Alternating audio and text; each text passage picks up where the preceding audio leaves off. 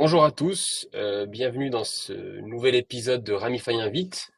Aujourd'hui, j'ai le plaisir de recevoir Christophe Pierry, qui est l'homme derrière le nouveau fonds Axe Climat d'Anaxago. Euh, on va passer un peu moins d'une heure à parler de ce fonds qui, dans le contexte actuel, présente une opportunité assez intéressante à mon avis. Bon, Christophe vous en parlera mieux que moi, mais tout d'abord, je vais laisser la parole à Christophe pour qu'il puisse se présenter et nous dire un petit peu plus de son parcours et comment est-ce qu'il en est arrivé à monter ce fonds et aujourd'hui le mettre en avant avec Ramify. Bonjour Samy et bonjour à toutes et tous. Effectivement, je vais commencer par me présenter avant de parler un peu d'Anaxago et du fond. Euh, alors, moi j'ai un parcours très private equity. J'ai fait un master en ingénierie financière à l'EM Lyon, à la suite duquel je suis allé directement travailler en private equity dans une société qui s'appelle Flexstone, qui est une filiale de Natixis, qui est spécialisé dans la sélection de fonds de private equity, le co-investissement et le secondaire. C'est une société qui aujourd'hui gère à peu près une dizaine de milliards d'euros. Et quand j'ai été là-bas, j'ai beaucoup travaillé sur notamment de la sélection de fonds euh, dans toute l'Europe, avec on faisait pas mal de market mapping. Donc c'est-à-dire que on mappait dans chaque pays quels étaient les fonds qui allaient être enlevés dans les 2, 3 prochaines années et quels étaient ceux qui nous intéressaient le plus. On a fait ça sur la Scandinavie, sur le UK, dans l'Europe, en Europe de l'Est, en Europe du Sud, en France évidemment. Et j'ai fait pas mal de due diligence sur des fonds de private equity, euh, aussi bien des fonds de buyout, des fonds de capital développement ou des fonds d'infrastructure ou de mezzanine. J'ai fait ça pendant un petit peu plus d'un an. Après avoir appris à sélectionner des fonds, je suis allé travailler dans un fonds qui cette fois-ci investissait en direct dans les entreprises. Donc j'ai appris à sélectionner des entreprises. Là, j'ai travaillé un peu moins de 2 ans. C'est un fonds qui s'appelle Elige Capital. C'est pour ceux qui connaissent, c'est un spin-off d'Initiative et Finance. Et on investissait uniquement dans des PME françaises en tant qu'investisseur minoritaire ou majoritaire, des tickets de 1 à 5 millions d'euros, grosso modo. On a fait ça pendant 2 ans. On a eu l'occasion de faire 2 deals. Et c'était une structure qui me convenait pas parfaitement parce qu'elle était très petite. Il y avait deux partenaires, il y avait que moi avec les deux partenaires. Et du coup, je suis parti et j'ai rejoint le Crédit Agricole Brie Picardie où j'ai passé 5 ans. Donc, le Crédit Agricole Brie Picardie, c'est la troisième plus grande caisse du groupe Crédit Agricole. C'est plus de 5 milliards de fonds propres. Et pendant 5 ans, j'ai été le responsable du private equity pour cette caisse régionale-là. Quand je suis arrivé, ils avaient investi 70 millions d'euros dans des fonds en 15 ans et on a déployé près de 300 millions d'euros dans des fonds en France, en Europe et aussi dans des co-investissements aux côtés de très grands noms comme PAI, Latour, Apax, Mérieux, Cyclades, vraiment pas mal de monde. Et pendant ces 5 ans, j'ai eu quasiment carte blanche de la part de la direction pour pouvoir faire ces investissements-là. Et on faisait aussi un peu d'investissement en direct. On a investi notamment dans des entreprises qui faisaient du conseil en transition environnementale, qu'on a revendu, sur lesquelles on a fait des super perfs en très peu de temps. Et au cours de ce parcours, globalement, je me suis rendu compte qu'à chaque fois qu'on faisait des investissements, qui avaient une thèse un peu d'investissement durable, euh, d'impact, on avait plus de facilité à la session et on faisait généralement plus de performance. Et donc, quand j'étais au Crédit Agricole, je leur ai proposé de monter un fonds de fonds pour les clients de la Caisse régionale de Brie-Picardie. On a passé un peu plus d'un an sur le projet et c'est un projet qui a pas vu le jour finalement pour des raisons politiques internes au groupe dans sa globalité, pas que la Caisse. Et il se trouve que quelques temps après, Anaxago m'a proposé de monter exactement ce que je voulais monter, c'est-à-dire un fonds de private equity avec une thèse sur la décarbonation à travers l'Europe. Et donc j'ai rejoint Anaxago en septembre. Donc pour ceux qui ne connaîtraient pas, Anaxago, c'est une société d'investissement qui propose à, à tout le monde. C'est de la démocratisation de l'investissement sur des clubs deals immobiliers et sur des clubs deals de capital risque. On a aussi des fonds sur l'immobilier. Moi, je suis venu monter cette nouvelle activité de private equity, donc de sélection de fonds, parce qu'on avait en fait on a plusieurs familles qui nous disaient bon, c'est bien de nous proposer des club deals sur du VC, c'est un peu risqué, on aime bien, mais on aimerait bien avoir un produit qui nous permet d'avoir quelque chose de plus diversifié, plus mature, moins risqué. Et donc, c'est de là au fait qu'a émergé cette idée au sein de Naxao. Super clair. Et si je peux me permettre une question par rapport à ton parcours, vu que tu as fait les deux, la sélection de fonds et je dis la sélection de fonds, c'est la création d'un fonds de fonds ou investissement dans des fonds et investissement dans les entreprises. C'est quoi pour toi les grosses différences en termes de thèse, de structure d'équipe? C'est quoi pour toi les grosses différences entre ces deux activités-là? Bon, ce qui est certain, c'est que on est en tant que sélection de fonds un peu moins proche des entreprises. Un dirigeant de fonds qui investit en direct dans la boîte, toutes les semaines, il a le dirigeant de sa société au téléphone. Quand nous, on est en position de sélection de fonds, l'objectif, c'est vraiment d'offrir un portefeuille avec un rendement risque équilibré et beaucoup plus diversifié qu'un fonds de private equity classique. Et donc, notre boulot, c'est d'aller chercher les meilleures sociétés de gestion qui vont nous permettre de générer une performance la plus forte possible avec le plus je dirais, de sérénité possible dans la vie du portefeuille. Ok. Donc ça, Et donc c'est vraiment, donc pardon. donc si je comprends bien, il y a deux éléments. Il y a savoir bien sélectionner et avoir accès à ces fonds. Parce que j'imagine que c'est Tout à pas fait. facile ça aussi. Tout à fait. Et puis, je pense que pour savoir bien sélectionner des fonds, c'est aussi bien de savoir comment sélectionner des entreprises. Donc, c'est pas mal d'être passé par là. Par contre, Mm. venir uniquement de l'investissement direct et sélectionner des fonds du jour au lendemain, alors qu'on connaît pas tout le marché, qu'on connaît pas toutes les thèses d'investissement et qu'on connaît pas l'histoire des équipes, parce qu'il y a beaucoup de mouvements dans toutes les équipes du marché. Euh, on a l'impression que la sélection de fonds, c'est facile. Dans la réalité, c'est pas du tout le cas. Et on voit très bien aujourd'hui dans les portefeuilles, par exemple, d'institutionnels français, des performances qui sont tout à fait médianes. Là où, par exemple, des fonds de fonds comme Flexstone, sans faire leur promotion, génèrent des performances nettement supérieures au Mm. portefeuille des institutionnels. Et Mm. donc, effectivement, ça, je pense que c'est un point important. Ah, super. Euh, Écoute, ça fait une bonne transition comme ça, bah, tu vas pouvoir nous expliquer comment la sélection a été faite sur le fonds Axe Climat. Euh, oui, En tout cas, moi j'ai hâte de voir ça. pas de souci. On aura l'occasion de revenir sur un point important que tu viens de mentionner, qui est l'accès justement au fonds. Euh, et je préfère le dire dès maintenant, mais euh, aujourd'hui, quand on voit sur le marché euh, des offres qui proposent accès aux plus grands noms du private equity, il est important quand même de noter que les plus grands noms ne sont pas les plus performants et ne sont pas non plus les plus difficiles d'accès. Et on aura l'occasion de revenir là-dessus juste après, mais je pense que c'est un point très important puisqu'il y a un biais aujourd'hui qui se crée dans le marché, dans l'ouverture aux investisseurs privés, et c'est vraiment important de souligner ça. Donc peut-être un point rapide sur Anaxago. Ça fait 12 ans qu'on existe. On a collecté et investi plus d'1 milliard. Il y a plus d'une cinquantaine de collaborateurs.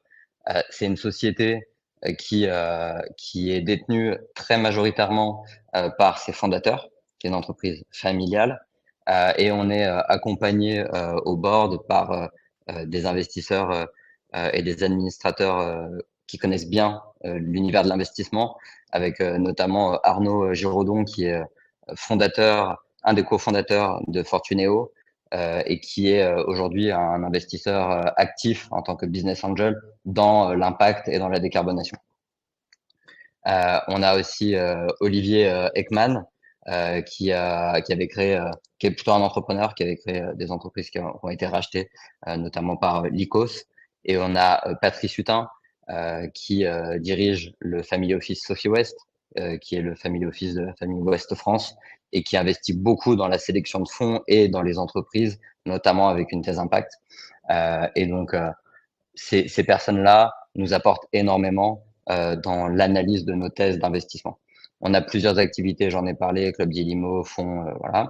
Et un point important, on est devenu société à mission en début d'année 2023, avec pour objectif d'orienter 80% de notre collecte sur des investissements à impact et 100% à horizon 24 mois. Pour revenir du coup sur la thèse de la décarbonation qui fait suite justement à cette transition de société à mission, je pense qu'il est important de rappeler quand même qu'on est aujourd'hui dans un environnement européen où il y a une très forte volonté des politiques publiques d'atteindre ce qu'on appelle une trajectoire net zéro à horizon 2050. Les politiques publiques le mettent comme le nouvel avantage concurrentiel de l'Europe dans une économie qui aujourd'hui est un peu au ralenti et va permettre de créer des secteurs en croissance. On le voit aujourd'hui, on a des secteurs qui bénéficient de croissance nettement significative, nettement supérieure à celle qu'on voit aujourd'hui en Europe. Hein. Pour rappel, l'Union européenne, on parle d'à peu près 1% de croissance, ce qui est quand même très faible. Aujourd'hui, via la décarbonation, on adresse des secteurs qui peuvent être de l'ordre de 8 à 10, 15% de croissance annuelle.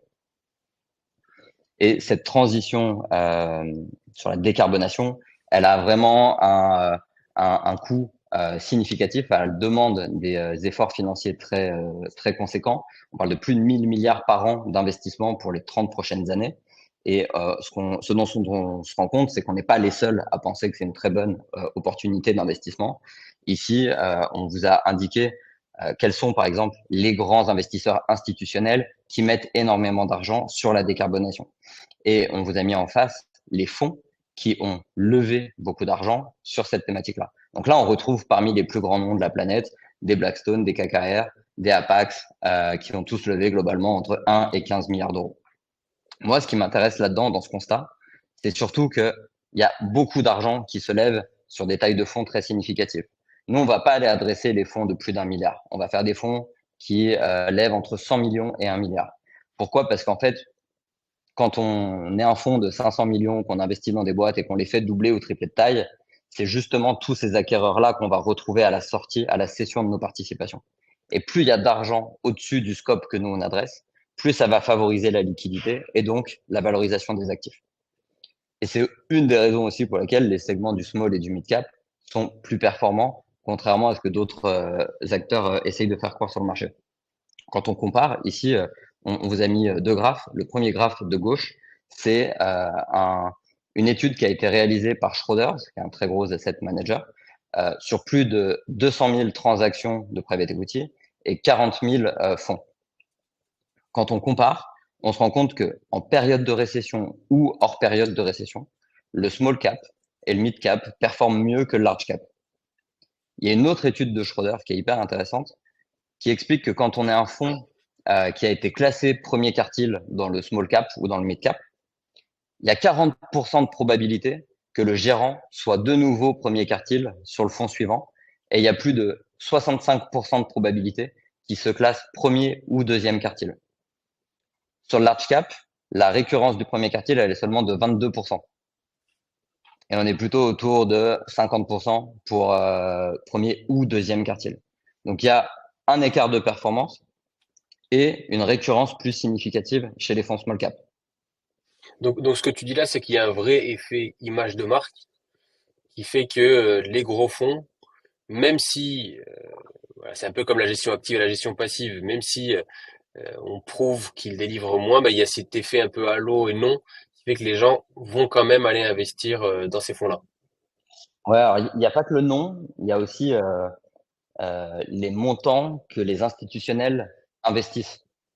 Je prends un exemple d'un gros assureur français dont je tairai le nom, mais qui dispose de 2 milliards 5 d'enveloppes annuelles. Globalement, c'est des gens qui mettent des tickets de 50 à 200 millions dans des fonds de private equity. Quand tu mets 200 millions dans un fonds, tu peux difficilement venir dans un fonds de moins d'un milliard parce que tu as des ratios d'emprise très significatifs. Et si tu Hmm. commences à faire des investissements de 10, 20, 30, 50 millions, eh ben, tu en fais quand même beaucoup dans l'année, tu en fais une vingtaine dans l'année, voire plus. Et en fait, les équipes sont pas du tout staffées pour ça. Et donc, c'est pas possible d'aller sélectionner ces gens-là. Ce qui est vrai aussi, c'est que dans le small et le mid cap comparé au large cap, il y a aussi une plus grande disparité des performances. C'est-à-dire que, Hmm. par exemple, tu as beaucoup plus de fonds dans le large cap qui vont faire entre 1,5 et 1,8 de multiples, alors que tu auras peut-être plus de fonds dans le small cap qui vont faire entre 1,2 et 2, tu vois. Donc en fait, ce qui est Ok. important, c'est de savoir sélectionner ces gérants-là dans le small cap. Évidemment, il y a des gérants qui sous-performent dans le small cap. Mais Ok, il faut donc on aller prend, donc c'est plus dur de sélectionner des fonds en small mid cap, mais si on arrive à les sélectionner, en moyenne, on dégage une performance supérieure au large cap. exactement. Et il y en a aussi beaucoup plus, donc ça demande beaucoup plus de travail d'analyse. Hmm. Ok. Et les meilleurs fonds, par exemple, si on prend des gérants français qui sont, je suis pas certain que l'ensemble des participants ici présents les connaissent, mais les deux fonds les plus sursouscrits en France, c'est des fonds qui s'appellent Montefiore et Archimède, dans lesquels aujourd'hui il est très compliqué de rentrer, si ce n'est impossible. Et pourtant, c'est pas ceux dont on a le plus entendu parler. Tout le monde connaît Hmm. Ardian, tout le monde connaît PAI, tout le monde connaît ces grandes maisons-là, mais c'est pas les plus difficiles d'accès. Aujourd'hui, Montefiore, ils lèvent leurs fonds sans faire de levée de fonds. C'est-à-dire qu'ils appellent leur base d'investisseurs historiques et ils disent, bah, OK, vous voulez remettre combien dans le prochain fonds? On va lever un fonds là dans 3 mois et ils font leur levée en 6 mois. Alors qu'aujourd'hui, il faut 24 mois pour un fonds normal pour réaliser sa levée de fonds. Donc, c'est vraiment des fonds qui sont très difficiles d'accès et c'est ça qu'on doit aller chercher. Si on compare maintenant le marché français et le marché européen, parce que nous, on adresse le marché européen et pas que la France, il y a aussi un écart de performance qui est très significatif. Euh, la, la médiane du marché français, elle se situe à un multiple de 1,6 et la borne d'accès au premier quartile, c'est-à-dire la performance minimum qu'il faut réaliser pour atteindre le premier quartile, c'est 1,9 fois en multiple. Si on le compare au marché européen, 1,9 fois, c'est la médiane du marché européen. Pour accéder au premier quartile, il faut générer plus de 2,3 de multiples et on parle de plutôt 22, 25, 22, 23% de TRI, là où le premier quartile français démarre plutôt à 16% de TRI. Donc il y a une vraie différence. Et est-ce qu'il y a des pays qui se démarquent en Europe? C'est l'Allemagne ou l'Angleterre ou pas spécialement? C'est pas spécifique à un pays. Ouais, historiquement, l'Angleterre marchait très bien. La Scandinavie aussi, dans les pays nordiques, c'est hyper intéressant parce que en fait, c'est des marchés domestiques qui sont très petits. C'est des pays qui font entre 5 et 10 millions d'habitants. Et donc, c'est des entreprises qui réfléchissent tout de suite comment je me projette à l'international. Ils ont aussi l'avantage de tous parler anglais, ce qui n'est pas Hmm. forcément notre cas en France. Et donc, ils ont tout de suite une dimension internationale, des scales plus rapides et des valorisations plus importantes parce qu'ils ont cette dimension internationale. Ok. Si on prend l'Allemagne, par exemple, c'est un marché, alors que l'Allemagne est un pays quand même plus grand que la France, en habitants, en PIB, c'est un marché qui est beaucoup moins mature que le marché français en termes de private equity.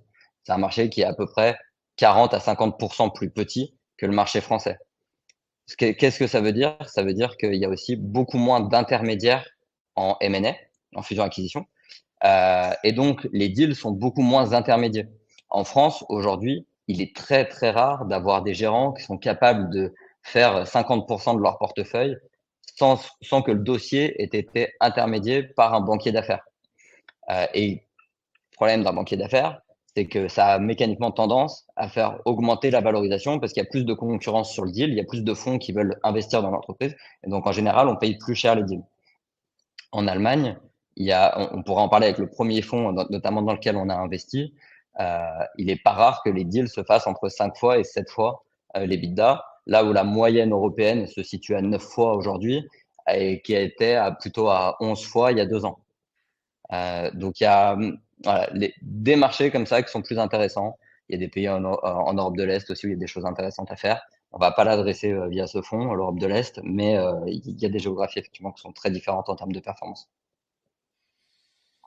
Très bien. Donc, Nous, grosso modo, ce qu'on va adresser, c'est le small et le mid cap européen. Comment on va l'adresser? On va l'adresser au travers d'un fonds d'une centaine de millions d'euros qui va se répartir en deux poches. Là-dessus, c'est des choses où je pense que dans notre auditoire aujourd'hui, on commence à avoir pas mal de réflexes là-dessus. On voit souvent cette configuration. 80% poche primaire, on sélectionne des fonds. Je reviendrai sur la diversification juste après. Et une enveloppe de co-investissement, 20%, qui a l'avantage d'être sur une base no fee, no carry, donc pas de frais, pas de carry d'intérêt de la part des gérants aux côtés desquels on co-investit, et ce qui nous permet de réduire l'enveloppe de frais globale du produit. L'objectif, c'est de faire à peu près 3% d'exposition par co-investissement, 5-6 co-investissements, 20% max du fonds et aller chercher de la performance supplémentaire. Sur la partie primaire, 6 à 8 fonds, small mid cap, entre 80 et 100 fonds et 80 et 100 sociétés sous-jacentes. On parle que de PME, ETI, rentables, en croissance et sans risque technologique. On fait pas de capital risque, on fait pas de deal de retournement ni quoi que ce soit. On est vraiment sur plain vanilla, buyout, capital développement. Dans cette poche primaire, on aura une poche d'infrastructure, je vais la détailler juste après. Et les principales géographies qu'on va cibler, c'est Scandinavie, DACH, donc Allemagne, Autriche, Suisse, la France, Benelux et à la marge Espagne, Italie. Comme je le disais, on fait pas de capital risque. Il y a un autre point qui est important, c'est qu'on fait pas non plus de fonds secondaires. Alors je sais qu'aujourd'hui le secondaire est très à la mode. C'est quelque chose qui peut être intéressant dans un fonds de fonds pour limiter la courbe en J et booster le TRI, mais c'est plus de l'ingénierie financière. Et pourquoi on fait pas de secondaire? C'est parce que notre fonds, il est SFDR 9 et à impact. SFDR 9, c'est le plus haut standard en termes de reporting ESG. Et impact, ça veut dire que chaque euro qu'on investit doit avoir de l'impact. Quand on fait du secondaire, on n'a pas d'impact. Le seul impact qu'on a, c'est qu'on crée de la liquidité à un vendeur. Mais on n'injecte aucun euro supplémentaire dans l'économie. Donc, on ne fera pas de secondaire avec ce fonds-là. Mm.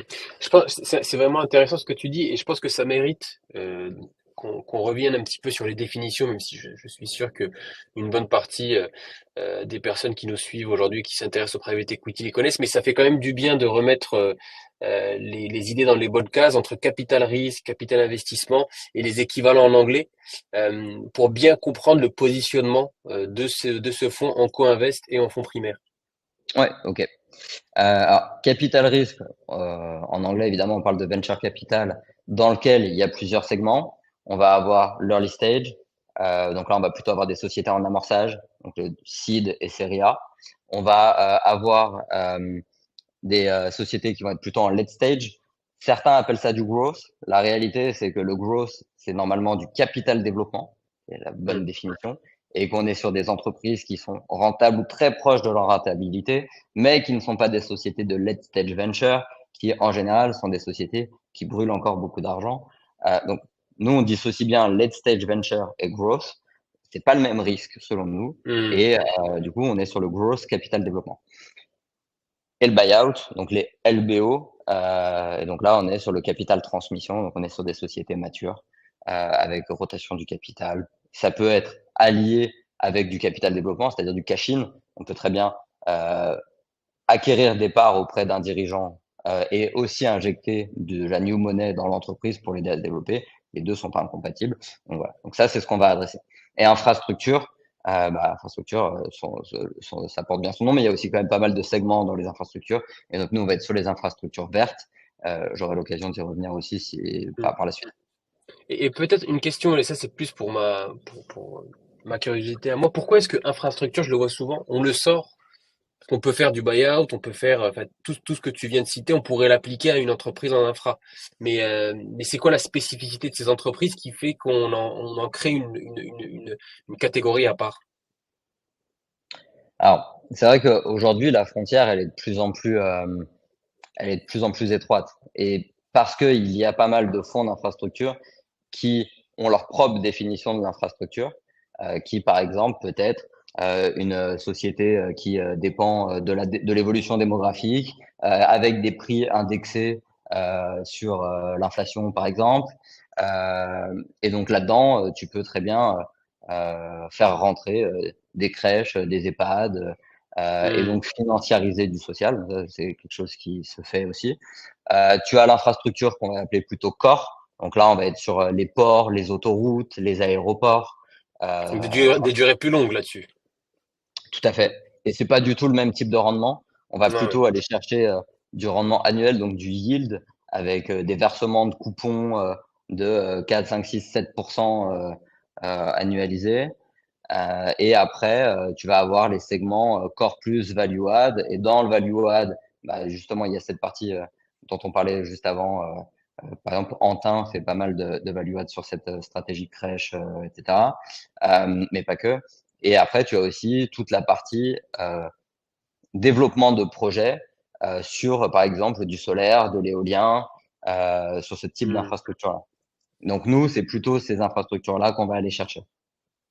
Ok. Mais Ah, on va très le clair. faire par géographie, de façon très, avec une approche très pragmatique de est-ce que dans ce pays-là, ça vaut le coup de faire du solaire ou de l'éolien. Hmm. Typiquement, aujourd'hui, en France, l'éolien, c'est compliqué. Le solaire en Espagne, aujourd'hui, c'est très bien, alors qu'il y a 10 ans, c'était compliqué, ou il y a 15 ans, c'était compliqué. Hmm. En Pologne, l'éolien, ça marche bien. Dans les Baltiques, dans la Scandinavie, l'éolien, ça marche très bien. Donc, ça va être C'est l'approche clair. qu'on va avoir. Ok. Non, mais c'est clair. En termes de diversification, on va avoir donc à peu près 30% d'exposition à la Scandinavie, 30% à la région d'Ar et Benelux, 20% sur la France et 20% sur l'Europe du Sud.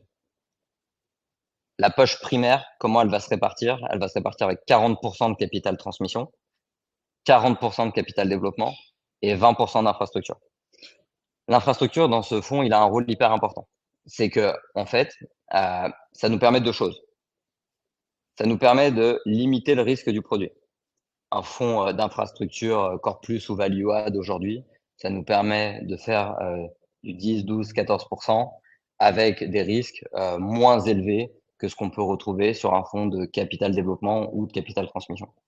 Le deuxième intérêt d'avoir mis cette poche infrastructure, c'est que euh, les fonds ont des frais de gestion moins importants que les fonds de buyout et de capital développement. Donc, tout à l'heure, je disais qu'on avait la poche de co-investissement qui permet de réduire l'empreinte des frais au global, mais la poche d'infrastructure permet aussi de réduire l'enveloppe de frais des fonds sous-jacents. On pourrait y revenir, on a en plus de ça des frais de gestion qui sont très bien positionnés. Et donc, globalement, on a un produit très bien pricé avec des frais de gestion euh, beaucoup moins conséquents que ce qu'on peut retrouver ailleurs sur le marché. Je parlais de la thèse tout à l'heure, donc c'est important, je pense, de revenir sur cette thèse et d'expliciter un petit peu plus notre thèse. La transition énergétique, on en a parlé, fonds d'infrastructure, 20% de la poche primaire, donc grosso modo 16% du fonds. Là-dedans, ce qui nous intéresse, c'est pas que l'exploitation des parcs solaires et éoliens. En gros, ce qu'il faut savoir, c'est que depuis 2022, l'Union européenne a fixé un plan qui prévoit qu'à horizon 2030, on ait triplé la capacité de production solaire et quadruplé l'éolien. Moi, ce qui m'intéresse là-dedans, c'est que toute la chaîne de valeur va en bénéficier. Qu'on fasse x3, x2, globalement, ça représente quand même des croissances très significatives en seulement 8 ans. Et ce que ça veut dire, c'est que tous les métiers connexes aux énergies renouvelables vont pouvoir en bénéficier. La logistique, typiquement transport d'éoliennes, la maintenance, la fourniture de pièces détachées, la logiciel de gestion de parc, donc la partie software pour gérer ces parcs-là, euh, voilà. En fait, toute la chaîne de valeur, on veut l'adresser. Et donc, qu'on aime ou pas les éoliennes, surtout en France, on critique pas mal les éoliennes, mais il faut savoir qu'en Allemagne, ils installent entre 50 et 80% de notre capacité éolienne chaque année. Donc, il y a une vraie course à l'éolienne actuellement en Allemagne, en Pologne également. Donc ça, c'est un scope qui nous intéresse beaucoup. La transition des modèles industriels, euh, en fait, pour nous, c'est simple, hein, on parle d'entreprises qui sont tout à fait éligibles à des fonds de private equity classiques, entreprises industrielles, PME, ETI, familiales, qui produisent des fours, par exemple, des fours industriels. Aujourd'hui, un four industriel, en général, ça tourne aux énergies fossiles. Tu as des fours électriques ou hybrides qui peuvent produire jusqu'à 1000 degrés. Et en fait, on peut transformer énormément de process de production avec des fours électriques ou hybrides. Encore faut-il évidemment que l'énergie qu'on utilise pour faire tourner les fours électriques soit elle-même décarbonée, d'où le Mm, premier pilier. mm. Et le troisième pilier, économie circulaire, gestion des ressources. Donc là, c'est l'amélioration des process. Ça peut être dans l'approvisionnement, notamment, matériaux biosourcés, éco-conception, utiliser moins de matière pour produire la même pièce. Et aujourd'hui, tout ça, c'est dans un environnement réglementaire hyper intéressant, avec notamment la loi Industrie verte, la CSRD qui est rentrée en vigueur il n'y a pas très longtemps, qui oblige les entreprises, les grands groupes pour l'instant, à reporter sur leurs émissions de CO2. Donc en fait, on se retrouve avec des grands donneurs d'ordre qui sont très demandeurs de ces solutions-là. On a des banques qui ont pris des engagements à ce qu'à horizon 2050, elles soient net zéro sur leur bilan. Évidemment qu'elles vont de moins en moins financer des entreprises qui n'ont pas pris le virage de la durabilité, ou elles vont le faire avec des malus très importants. On parle beaucoup de green premium sur le marché, c'est-à-dire on va survaloriser des entreprises d'investissement qui sont plus durables que d'autres. Je ne sais pas si c'est vrai. Euh, Moi, j'aurais plutôt tendance à dire qu'il y aura plus de pénalités pour les entreprises qui n'ont pas pris le virage qu'un vrai green premium. Ou s'il y a un vrai green premium, il va être assez temporaire parce que dans 5-10 ans, quand les entreprises auront pris le virage, globalement, Ouais, tout le c'est monde ça. sera à peu près au même niveau et donc il y aura plus de green premium. Mm. On parie pas du tout sur un green premium et une survalorisation des actifs là-dessus. Par contre, on voit la décarbonation comme un levier de création de valeur supplémentaire, notamment dans le développement commercial, notamment dans les prix de ces produits-là. Et donc, on va le voir avec les premiers fonds qu'on a sélectionnés, mais des entreprises qui sont rien d'autre que des entreprises typiques d'un deal de private equity. Typiquement, ça, c'est les 3 premiers fonds qu'on va avoir dans le portefeuille. Le premier, il est déjà en portefeuille, c'est Vidya Climate Fund. Je vais vous faire un focus dessus juste après. Le deuxième fonds, c'est le meilleur gérant d'Europe sur le segment du mid-market buyout. Et c'est pas moi qui le dis, c'est un classement, celui de HEC Dow Jones, qui l'a classé en 2022 comme le meilleur gérant d'Europe. C'est une société de gestion qui existe depuis plus de 20 ans, qui a déployé plus de 4 milliards sur ces 20 ans. Et les 7 derniers fonds de cette société de gestion sont tous classés premier quartile ou top 5% du marché européen.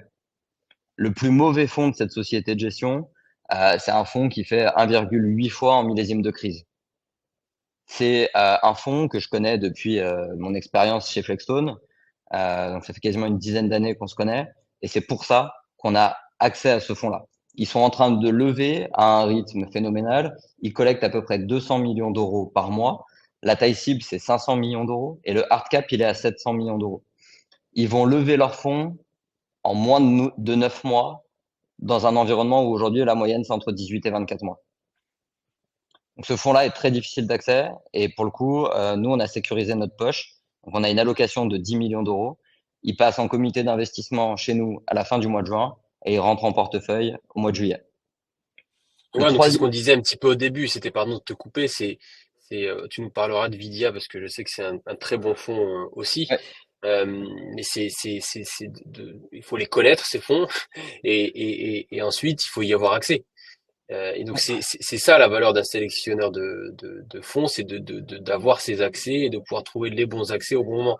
Donc là ouais. c'est bien dans la cible que tu nous as donnée, 415, je vois 415, 500 millions, ok, d'accord. Avec des TRI, mais tu nous expliqueras ça, comment est-ce qu'ils arrivent à des TRI à 50% parce que ça a l'air assez Alors extraordinaire. là, on est en brut, mais Hmm, globalement, on est à plus de 30% en net, quoi. hmm, hmm. Et cette enfin ce fonds-là, euh, à ma connaissance, en France, il y a que 2 investisseurs, un fonds de fonds et un institutionnel qui ont accès à ce fonds-là. Ok. Le troisième fonds, c'est une société scandinave aussi, mais qui investit dans toute l'Europe. Scandinavie, Baltique, Europe du Sud et un peu Europe de l'Est et Allemagne. Spécialisé dans les énergies renouvelables, c'est le 6e fonds de la société de gestion. Ils existent depuis plus de 10 ans, ils ont déployé plus de 5 milliards. Et dans ce fonds-là, il y a déjà 4 ou 5 actifs dans le portefeuille. Moi, ce qui m'intéresse, c'est que du coup, je peux faire une très bonne due diligence sur ce fonds-là parce que du coup, je peux avoir du confort sur les deals qu'il va y avoir dans le portefeuille, vu que j'ai déjà de la visibilité sur près d'un tiers du portefeuille. Autre point intéressant, et je le disais tout à l'heure, c'est un fonds qui coûte pas 2% de frais de gestion, mais 1,5%, et donc qui me permet de réduire l'enveloppe globale de mon produit. Ce fonds-là, il cible. Là, ici, j'ai mis la performance nette, alors que là, j'ai mis la performance cible en net, alors que là, j'ai parlé du brut et du track record, parce que là, c'est le portefeuille qui est déjà constitué, et donc le gérant dit, sur la base de ce qu'on a déjà fait par le passé et du tiers de portefeuille qu'on a déjà aujourd'hui, on projette une performance à 1,9 et 16% de TRI net. Moi, dans mon portefeuille, je les ai pas modélisés à ce niveau-là. Donc, dans la performance qu'on vend à nos investisseurs, moi, ils sont modélisés à 1,7 et 12% de TRI. Je préfère avoir de Ok. la prudence dans mon approche plutôt que d'acheter la performance qu'on me vend. Et du coup, je Hmm. prends un petit peu de prudence. Euh, le fonds numéro 2, je dis le plus mauvais fonds est à 1,8, c'est vraiment le plus mauvais. Il tourne plutôt autour de 2.2, 2.3, 2.4 habituellement. Dans mon portefeuille, ils sont modélisés à 1,8 et 14% de TRI. Vidia, euh, c'est une société de gestion qui est juste extraordinaire. C'est un spin-off d'une société de gestion allemande qui s'appelle Orlando. Et ils sont partis il y a quelques années pour monter leur propre société de gestion. L'équipe, c'est une équipe qui travaille ensemble depuis plus de 10 ans. Ils ont fait 16 deals, ils en ont cédé 11, ils n'ont jamais perdu d'argent. Sur 90% des deals, ils ont fait plus de 3 fois la mise. Et ce point est important, parce que ce que ça veut dire, c'est que euh, le track record n'est pas déformé par un deal qui aurait plus performé que l'ensemble des autres deals. 90% des deals font plus de 3 fois. Il y en a certains qui font 6,6 et la moyenne de tout ça est à 4,8. Dans leur track record, il y a des deals qui répondent à la thèse de la décarbonation et des deals qui ne répondent pas à la thèse de la décarbonation. Si on coupe le track record en deux, en fait, on se rend compte que les deals en phase avec la thèse de décarbonation, ils ont tourné à 5,3, là où ceux qui ont tourné, qui n'étaient pas sur une thèse de décarbonation, ont tourné à 3,8. Dans les deux cas, c'est des super performances, mais quand même, c'est important de souligner cet écart de performance entre les thèses. Ce fonds-là, il cherchait à lever 400 millions.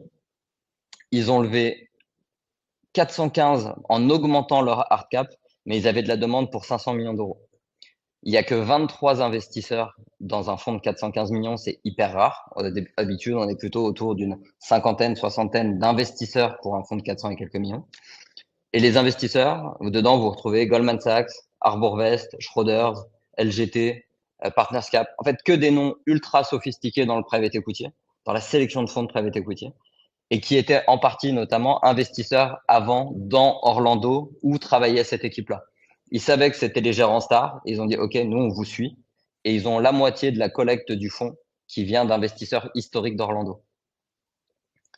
Euh, Cette équipe, je la suis depuis un peu plus de 2 ans. Et ils n'avaient pas du tout besoin de nous pour lever parce que tous les noms que je viens de citer, ils ont mis des tickets de l'ordre de 20 à 80 millions d'euros dedans. Nous, on est venu avec 5 millions et avec 5 millions, on a réussi à se faire notre place. Pourquoi? Parce qu'en fait, c'est un fonds de décarbonation. Ils sont SFDR 9, ils sont à impact et on est exactement comme eux. Donc nous, on vient crédibiliser leur thèse parce qu'on est un fonds de fonds spécialisé sur la décarbonation et on vient crédibiliser leur thèse en disant, OK, un investisseur spécialisé dans ce métier-là a validé notre méthodo et notre façon de voir la décarbonation dans le private equity. Ok. En plus de ça, évidemment, on a passé pas mal de temps ensemble. Je suis allé les voir à Munich en train, évidemment. J'y ai passé plus d'une journée. J'ai rencontré toute l'équipe. On s'est très bien entendu. On a fait des études de cas sur chacune des sociétés du track record pour comprendre comment ils créent de la valeur opérationnelle dans les entreprises. Et ils ont trouvé que ma vision était similaire à la leur, qu'on n'était pas non plus des ayatollahs de la décarbonation coûte que coûte. Et du coup, ils ont accepté de nous laisser une place. Et on est le seul investisseur français à être rentré dans ce fonds-là. Il y a d'autres fonds de fonds qui avaient regardé, ils n'ont pas été acceptés. Et je dis bien, ils n'ont pas été acceptés.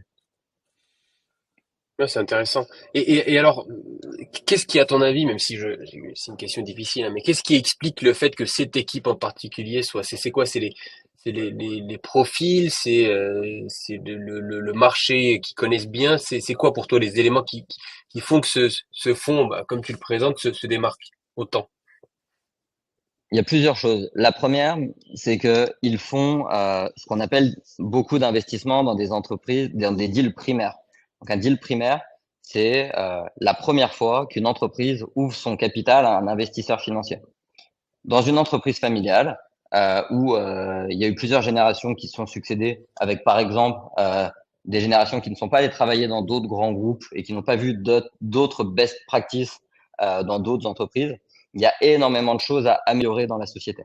Donc ça permet en fait tout de suite de déclencher quelques leviers de création de valeur dans l'optimisation des process, dans la production industrielle par exemple, dans les process de vente. Les fonds ont en général un très bon réseau et donc permettent de décrocher des nouveaux contrats aux entreprises. Hmm. Euh, c'est une entreprise qui est hyper opérationnelle dans les deals. J'ai parlé de l'équipe fondatrice. Ce qui est intéressant de noter, c'est qu'il y a une équipe opérationnelle, donc il y a une équipe d'investissement et une équipe opérationnelle. Cette équipe opérationnelle, elle est chargée d'accompagner les entreprises sur différents sujets, la supply chain, le commercial, le marketing, etc. Cette équipe opérationnelle, elle est dirigée par un monsieur qui s'appelle Volker, qui a été le dirigeant de 3 participations du track record ici, qui est indiqué à droite ici. Hmm. À chaque fois que les fondateurs de Vidia et ce dirigeant ont travaillé ensemble, ils ont fait plus de 3,5 ou 4 fois la mise, systématiquement. Et parce qu'ils ont leur méthode de travail quand ils rentrent dans une entreprise. Autre point important, ils interviennent que en majoritaire. Ils ont besoin de pouvoir porter les entreprises, d'avoir la main sur les entreprises. S'il y a des besoins de changement de stratégie, de changement de management, ils interviennent systématiquement en majoritaire. Et l'autre point important, c'est qu'ils achètent pas cher. Ils achètent entre 5 et 7 fois les bidas, ce que je disais tout à l'heure. Là où la moyenne du marché se situe à 9 et avant, elle se situe à 11. Et donc, tout de suite, quand tu achètes pas cher, mécaniquement, tu as des plus beaux points d'entrée Hmm. pour ça. Et pourquoi ils achètent pas cher? Parce qu'ils font pas mal de situations de succession familiale, de carve-out ou de spin-off de grands groupes. Et donc, il y a tout à faire. Peut-être pour donner un exemple de 2 sociétés dans lesquelles ils ont investi. Euh, la première, Best Plastic Management, plastique recyclé. Alors, certains diraient, oh là là, le plastique recyclé, c'est pas terrible. C'est une société qui fait 20 millions d'euros de chiffre d'affaires, 25% d'EBITDA. Ils l'ont payé moins de 7 fois. Et cette entreprise-là, elle travaille sur des déchets post-industriels et elle les recycle à destination d'industries à haute valeur ajoutée. On parle d'automobile, d'aéronautique, on va parler de cosmétiques, d'ameublement, de jouets pour enfants, etc. Quand ils sont arrivés dans l'entreprise, le partenaire en charge de l'équipe opérationnelle, Volker, il est arrivé, il a dit, mais en fait, juste votre procédé de production actuellement vous permet de produire 20 000 tonnes, selon vous, mais en fait, juste si vous changiez votre mix produit et votre façon d'organiser votre ligne de production, vous pourriez passer à 30 000 tonnes. Ils sont passés à 30 000 tonnes et ils ont sécurisé le passage de 20 à 30 000 avec un contrat avec un gros acteur de l'ameublement. Donc maintenant, le passage de 20 à 30 000, il est sécurisé. Donc ça veut dire qu'il y a déjà 50% de croissance organique sur la production. Depuis l'opération qui a été réalisée en juillet 2023, ils ont réalisé une croissance externe qui fait 60% de la taille de BPM. Donc on a déjà aussi 60% de croissance organique. Et il y en a encore 2 qui sont en cours.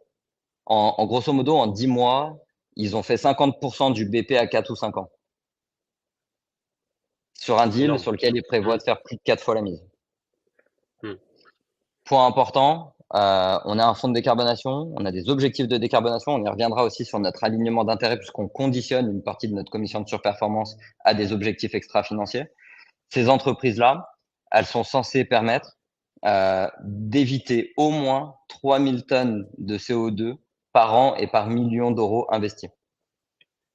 C'est le cas pour la première, et donc cet évitement, il est mis en comparaison du plastique vierge, donc du plastique primaire issu de la pétrochimie. Le deuxième deal d'une entreprise qui fait de la rénovation de façades et de toitures plates, donc tout ce qui est usines, entrepôts, centres commerciaux, concessions automobiles, etc., plus installation de panneaux photovoltaïques dessus pour améliorer l'efficacité énergétique des bâtiments.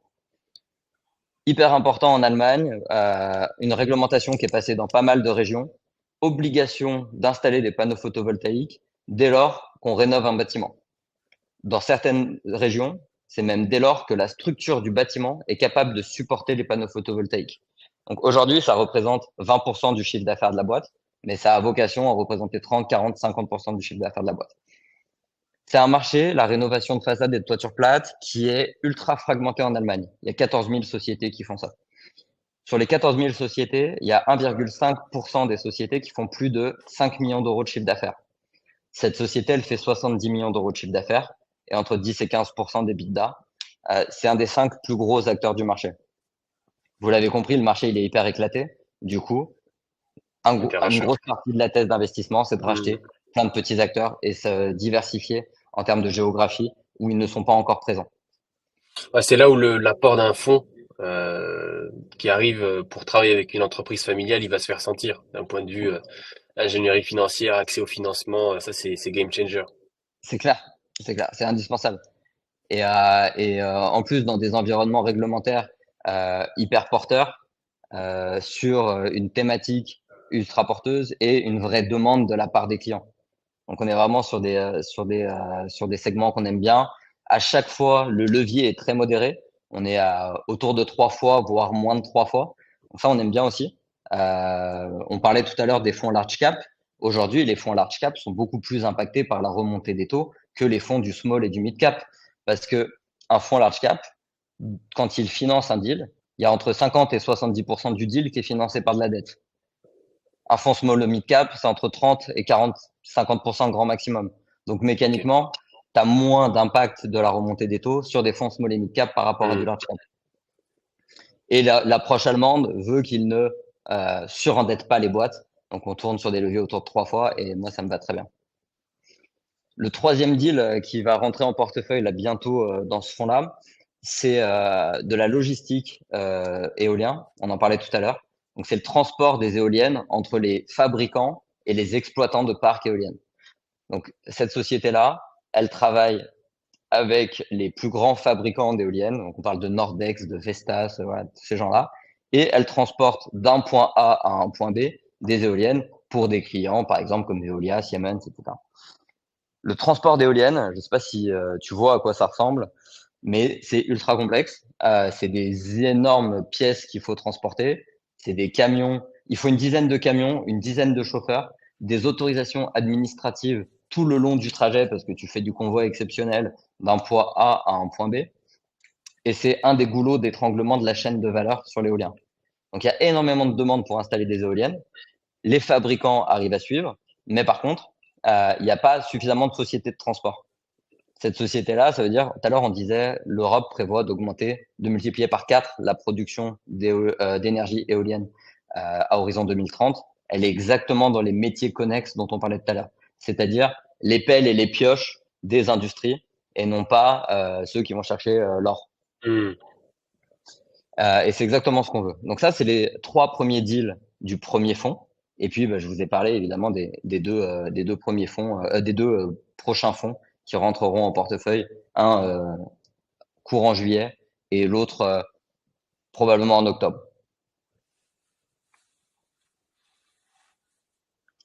Peut-être un point, une petite synthèse après tout ce qu'on vient de se dire. Donc, Mhm. qu'est-ce qu'on cible? On cible un portefeuille de 6 à 8 fonds de private equity qui sont capables de générer des performances de premier quartile, une diversification intéressante, à peu près une centaine de sociétés PME, ETI, économie réelle, qui sont rentables et en croissance, pas de risque techno, pas de capital risque, quoi que ce soit.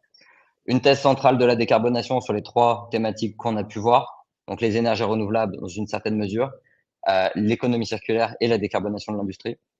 On vise 2 types de performances. Une performance financière, évidemment, avec un multiple net cible et un TRI net cible de respectivement 1,7 fois et 12% de TRI. Et j'insiste sur un point, c'est la prudence qu'on a pris dans les modélisations par rapport au fonds dont on a parlé juste avant. Hmm. Donc, évidemment, on se dit qu'on peut faire plus, mais on préfère vendre 1,7 et 12% et pas être trop pushy dans le discours commercial et tenir nos promesses. Moi, globalement, j'ai encore 30 ans de carrière devant moi. Donc, si je veux pas être grillé dans 10 ans, Vaut mieux que je tienne mes promesses. Et donc, voilà, on a une approche assez conservatrice de la performance Hmm. qu'on pense être capable de générer. Et Une je pense que, performance, alors je sais pas si t'avais, pardon, excuse-moi de te couper, je sais pas si tu as prévu une slide spécifique là-dessus, mais expliquer un petit peu comment se fait le calcul entre le net et le brut. ouais, Parce que c'est souvent le problème avec les produits financiers, il y a des frais un peu dans tous les sens. Et ouais. donc, c'est bien de pouvoir faire des différences et comprendre comment est-ce que vous vous situez niveau frais. Mais je pense que tu as une slide spécifique là-dessus. Peut-être que Oui, je suis allé trop je vite. vais pouvoir Ok.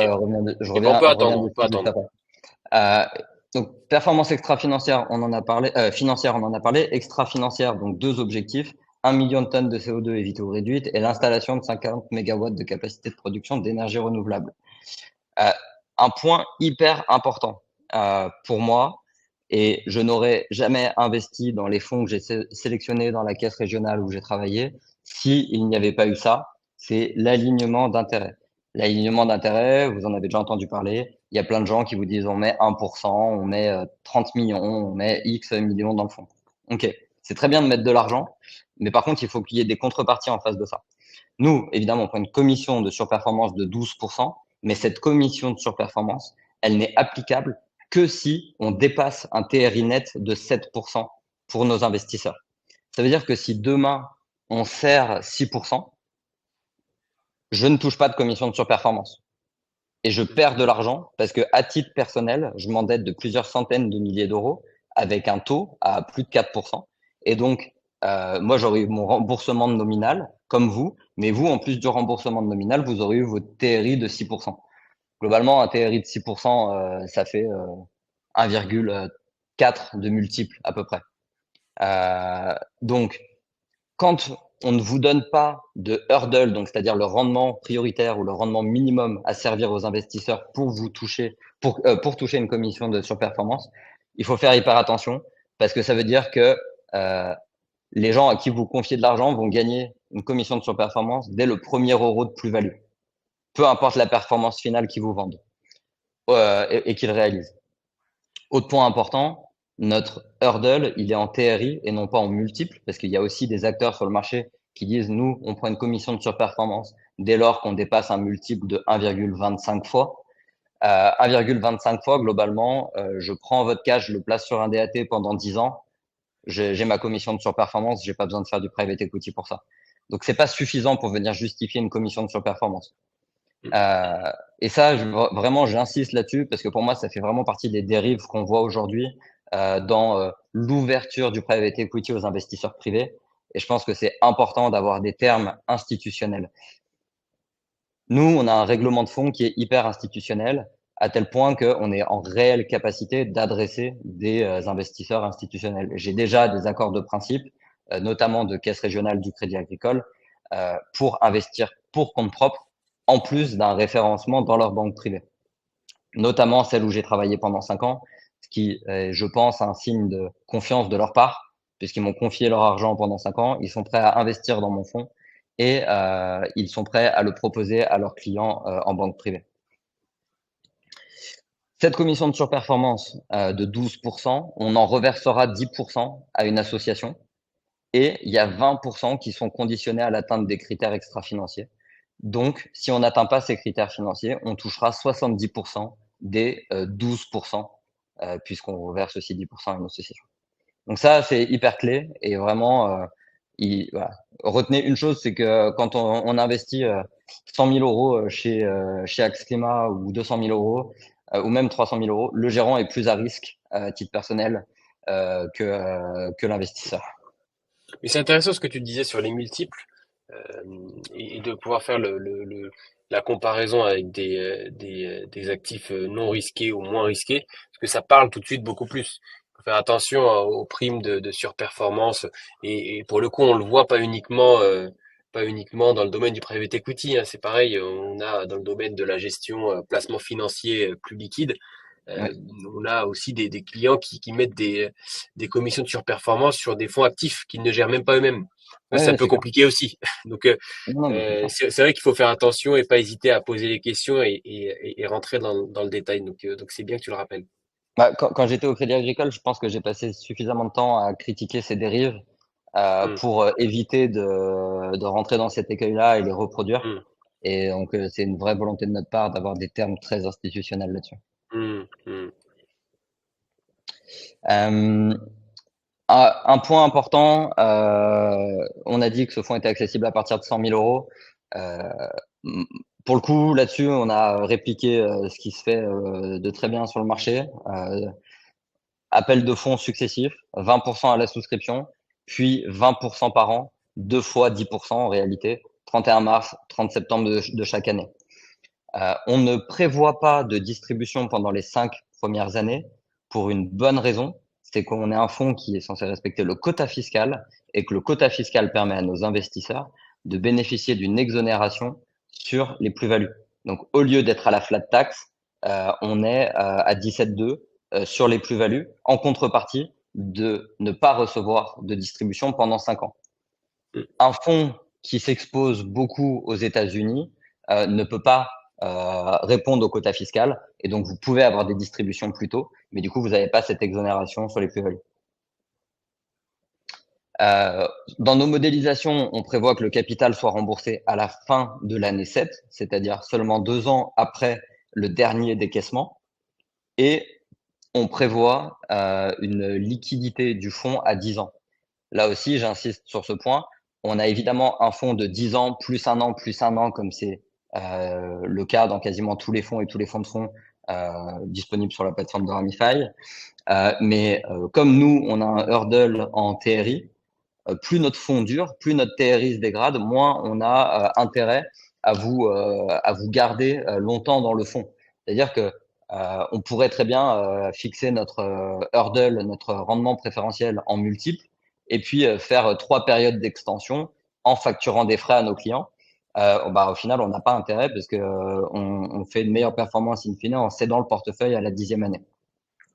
Et donc, ce qu'on a modélisé, c'est qu'on vendra notre portefeuille résiduel à la fin de la 10e année. Imaginons qu'il reste 20 à 25% de valeur résiduelle dans le portefeuille, qu'on le vende en secondaire et qu'un acquéreur nous propose 5 à 10% de décote sur ce portefeuille. Ça va venir dégrader de 0,05 de multiple et de 0,5 points de TRI, mais c'est mieux que de porter pendant 3 ans. Et donc ça, on l'a modélisé dans la performance qu'on vend. Euh, je vais revenir sur la slide après, mais ici, c'est la performance qu'on modélise. Donc, vous avez en haut les hypothèses qu'on a prises. Donc, on dit, bon, les fonds de capital transmission, on les modélise à la médiane du marché européen, 1,9 fois et 16% de TRI. Les fonds de capital développement à 1,8, les infrastructures à 1,7 et le co-investissement à 2,2. Tout ça, ça nous donne un total de 1,9 fois la mise. Ça, c'est les performances nettes des sous-jacents du fonds. À ça, il faut déduire nos frais de gestion et notre carry interest. Et ici, on a aussi modélisé la commission, la décote de liquidité en cas d'une vente en secondaire à la 10e année avec une décote de 10%. Et donc tout ça, ça nous permet d'atteindre une performance cible de 1,7 et 12% de TRI. Donc en fait, l'impact dont tu parlais, il est là. Après, évidemment, si à la fin de la 10e année, on a un contexte économique qui est pas bon du tout et que on nous propose pas 5 ou 10% de décote, mais 20% de décote, dans ce cas-là, on activera une première extension de 1 an de la durée de vie du fonds et on essaiera de vendre peut-être 3 mois, 6 mois, 9 mois, 12 mois plus tard en fonction du contexte économique. Mais notre volonté, c'est vraiment de céder le portefeuille à 10 ans. C'est mieux de libérer les investisseurs, c'est aussi mieux pour nous, ça nous permet de liquider le fonds, déclencher les carrides, etc. Donc c'est dans l'intérêt de tout le monde. Peut-être un point important, je l'ai dit tout à l'heure, mais donc on est article 9 et à impact, donc on est vraiment sur les plus hauts standards de reporting en termes de ESG et de décarbonation, et on n'investit que dans des fonds qui sont eux-mêmes SFDR 9. On n'investit dans aucun fonds qui est SFDR 8, déjà par principe, mais aussi et pour éviter tout risque de déclassification des fonds. C'est-à-dire qu'on a une méthode très poussée de comment les fonds sous-jacents appliquent les process nécessaires pour pouvoir remonter l'information, avoir des informations fiables au sein de leur participation. Donc ça, c'est un point qui est très important pour nous et très différenciant également. Peut-être un point sur les frais. Mhm. Ouais, c'est Euh, important, comme ça on peut finir là-dessus, parce on a dépassé l'heure, c'est tant mieux, hein, ça veut dire que c'était intéressant et on n'a pas vu le temps passer, que je parle trop, mais ouais. justement. Non, non, écoute, moi j'ai trouvé ça hyper intéressant. On rentre dans la technicité, des fois c'est important pour montrer que le travail est fait et que le sujet est maîtrisé. Donc, on a différents types de parts. On a des parts B qui sont accessibles à partir de 100 000 euros et jusqu'à 999 000 euros. Elles sont chargées à 1,7% par an pendant les 5 premières années.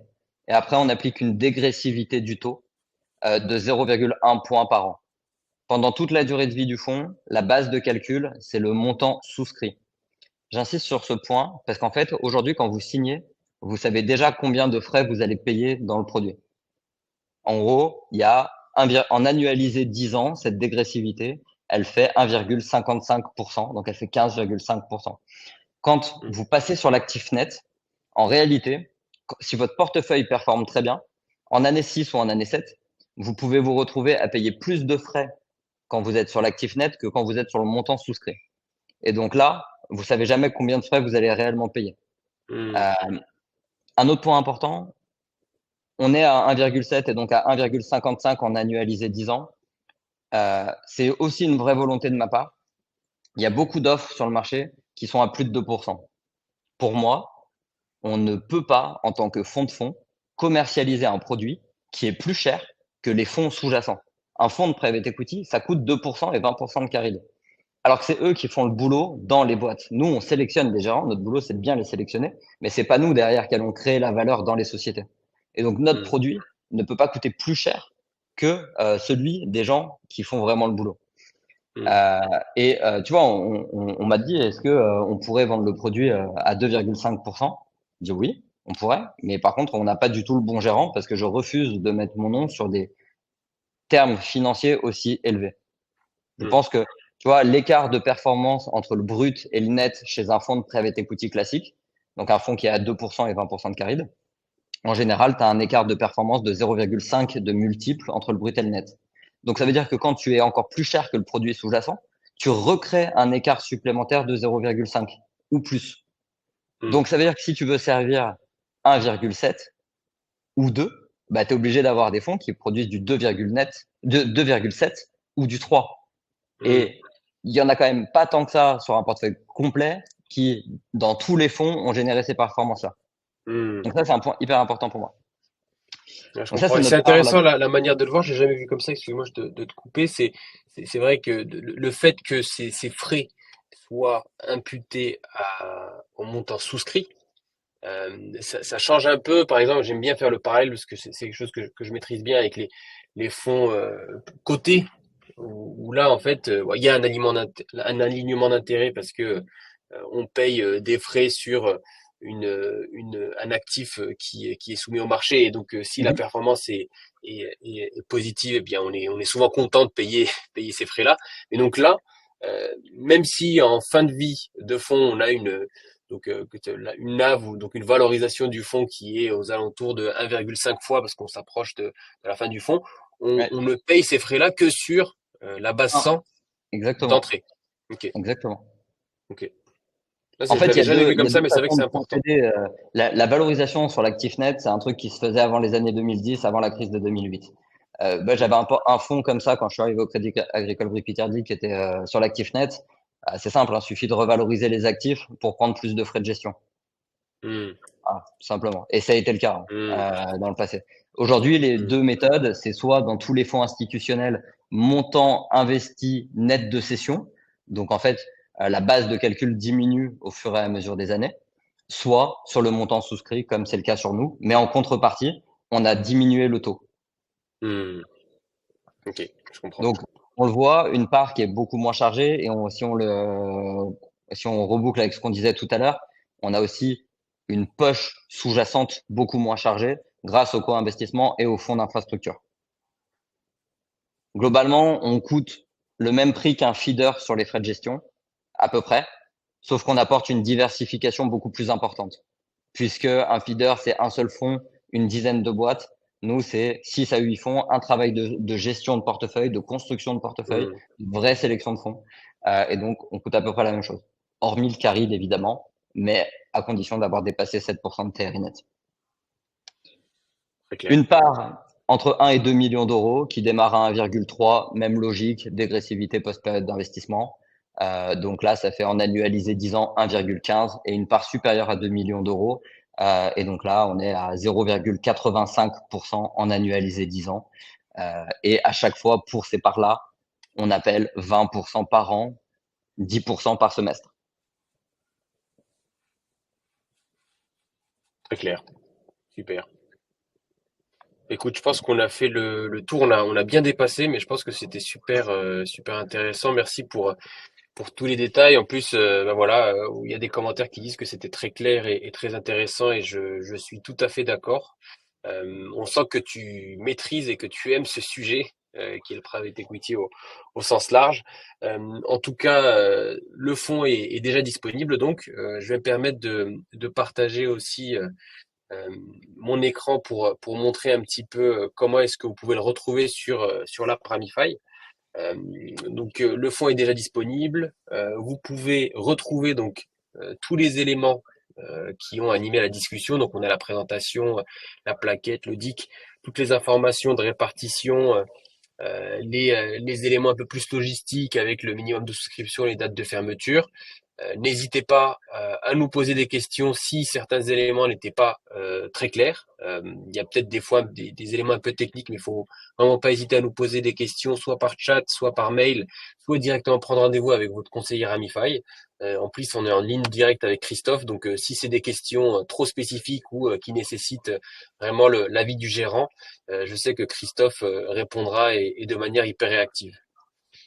Merci beaucoup Christophe. Je ne sais pas si tu as un mot pour clôturer, mais en tout cas, je pense que je parle pour l'audience, mais c'était vraiment super intéressant et super pointu comme discussion, comme on les aime.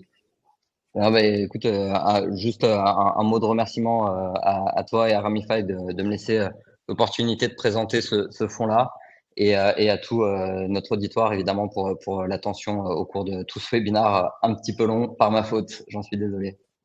Non, non, honnêtement, personne ne t'en veut. On va le tourner comme ça. Super. Bah, Super. merci beaucoup et surtout si vous avez des questions, n'hésitez pas, on y répondra avec plaisir. Au revoir. Merci beaucoup. Au revoir.